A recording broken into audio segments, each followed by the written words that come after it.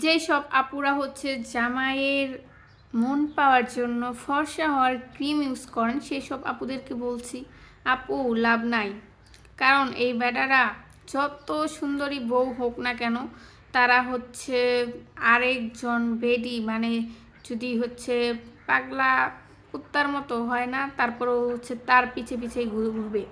মানে নিজের বউ যদি বিশ্ব সুন্দরী হয়, তারপরেও হচ্ছে সে অন্যে মানে গু খাওকা, মানে কি বলবো আমি, হোয়াটিভার, যাই হোক, ফর্সা হওয়ার ক্রিম ইউজ করে শুধু শুধু টাকা নষ্ট করার লাভ নাই। তার থেকে হচ্ছে আমার মনে হয় যে টাকা, ওইটা টাকা দিয়ে আপনি হচ্ছে খাবেন রেস্টুরেন্টে, যে ভালো মন্দ হচ্ছে খাবেন মন ভরে। এইসব ডায়েট ফাইট করেও কোনো লাভ নাই। কারণ হচ্ছে আপনি হাজব্যান্ডের জন্য সুন্দর হয়ে থাকার জন্য ডায়েট করে স্লিম হয়ে থাকবেন, তাতেও কোনো লাভ নাই। কারণ সে বেটা অন্য কুত্তি বেটির মুখের দিকে তাকাবেই, কারণ এটাই তাদের নেচার।